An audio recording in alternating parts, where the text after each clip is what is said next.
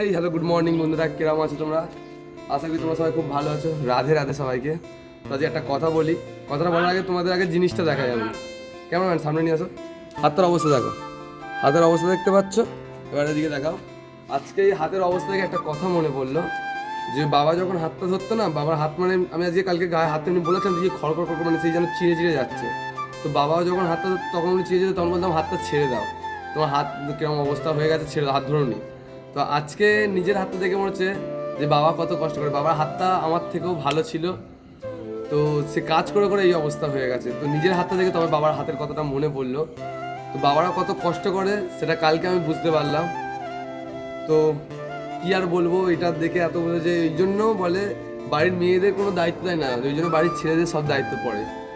বাবার পরে বাড়ির ছেলেদের থাকে, যে ছেলেরা বাবার টাকায় বসে করে না, তো তাদেরকে এই ভিডিওটা অবশ্যই দেখা প্রয়োজন, যে বাবার হাতটা কি করে হয়েছে, নাহলে বাবার হাতও খুব সুন্দর হতো। তো আমার হাতের অবস্থাটাও কাজ করে করেই হয়েছে। তো চলো, টাটা, রাধে রাধে।